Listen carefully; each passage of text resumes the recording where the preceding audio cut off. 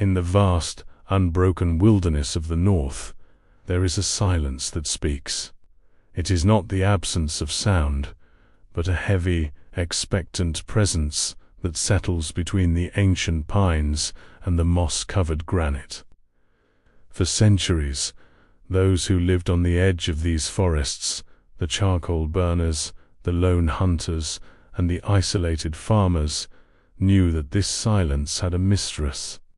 They knew that the deep woods were not empty. They belonged to her. Tonight, we open the Midgard archives once more. We leave behind the physical terror of the Draugr and step into a world of illusion, seduction, and the psychological weight of the wild.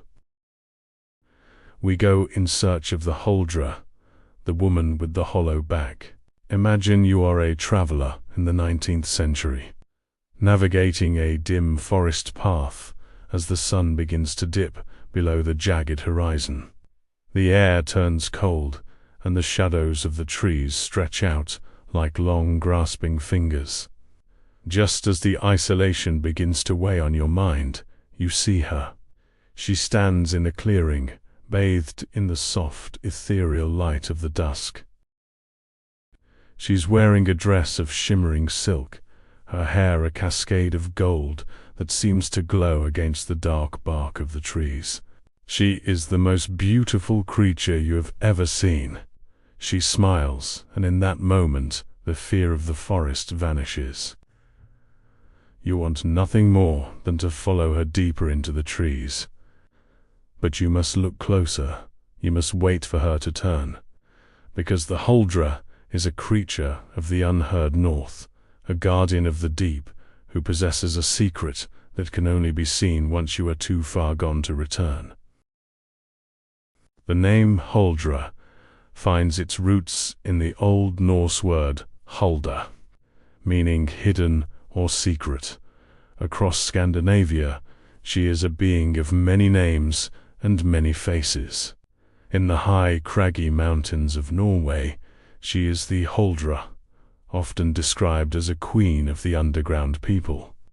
There she is said to have a long, thick cow's tail peeking out from beneath her hem, a constant reminder of her ties to the animal kingdom and the raw, untamed earth.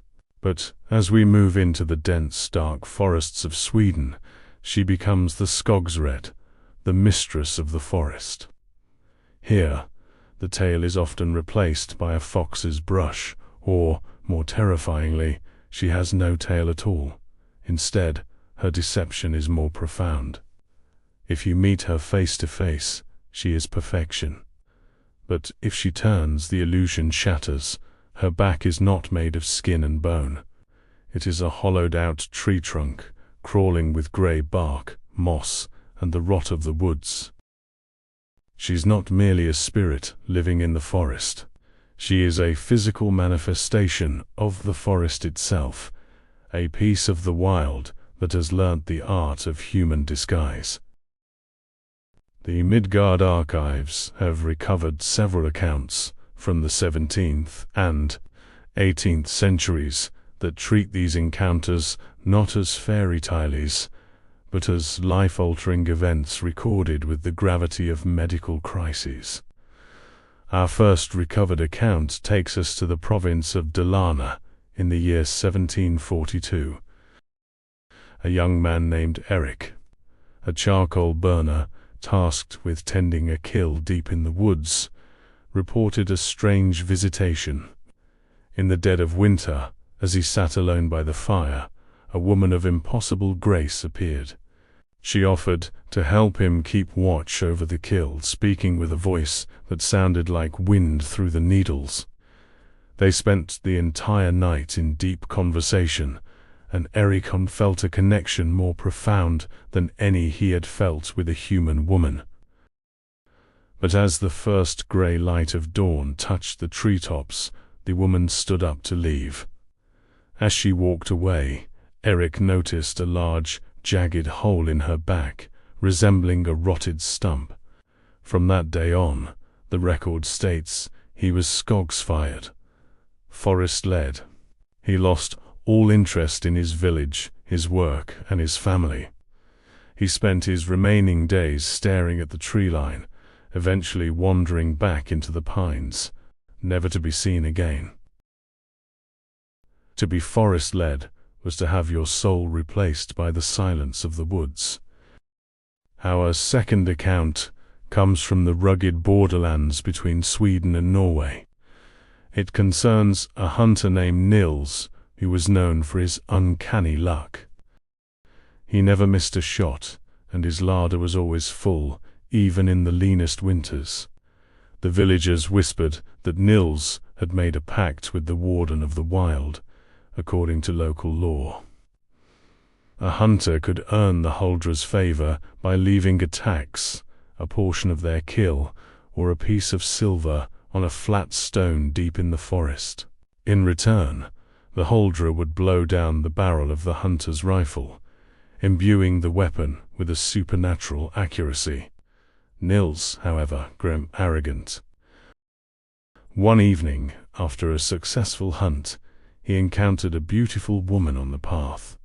Recognizing her for what she was, he mocked her animalistic tale and refused to offer her a share of his meat. The woman did not scream or fight. She simply blew a cold, pine-scented breath into the air and vanished. Nils found himself walking in circles for 3 days. Despite being an expert woodsman, he could not find his way home. He was found weeks later, dead of exhaustion and exposure, only 50 meters from his own front door. The forest had simply refused to let him out.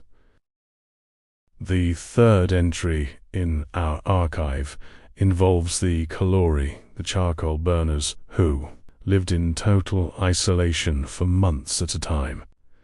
This story passed down through oral tradition in the Värmland region tells of a man named Johan who claimed that Skogsrået would visit him every night. She would sit by his fire and comb her long golden hair, never speaking. Johan became obsessed, neglecting his duties and letting the kill go cold. One night, his brother came to check on him and found Johan talking to an empty chair by the fire. When the brother tried to pull him away, Johan fought with a strength that wasn't his own, screaming that the forest was his only home now. This forest madness was a documented phenomenon, a psychological breaking point reached in the crushing solitude of the northern wilderness. As we look at these stories through a sociological lens, we see more than just old superstitions. Drawing from the study of human societal structures and human rights, we can view the Huldra as a manifestation of the borderland. In the 18th and 19th centuries, the Swedish forest was not a place of recreation. It was a place of extreme isolation and literal danger. Men would spend months away from the moral and social guardrails of their villages. In this vacuum, the Huldra represented the other, the dangerous temptation to abandon society, family, and the laws of men to return to a wild, lawless state. She was a warning etched into the culture that the beauty of nature is indifferent to human survival. To be taken by the forest was a literal fear in a time when the wilderness was a competitor for land and life. She was the personification of the isolation that drove men to the brink of madness, a mirror held up to the psychological fragility of those who lived on the edge of the world. The Huldra remains one of the most enduring shadows of the North. She is the reminder that even in our modern, electrified world, the forest retains its secrets. She tells us that when we step off the marked path, we are no longer the masters of our environment. We are guests in a realm that has its own queens and its own laws. Thank you for visiting the Midgard archives once more. We hope these stories stay with you, but not too closely, the next time you find yourself alone among the pines. Our next entry will descend from the trees and into the rushing rapids to find the dark musician of the deep, the Näcken. Subscribe to open the archives and stay in the light. But for now, listen to the wind as it moves through the needles. Does it sound like a voice to you? Does it sound like a call? Rest now as the forest settles around you.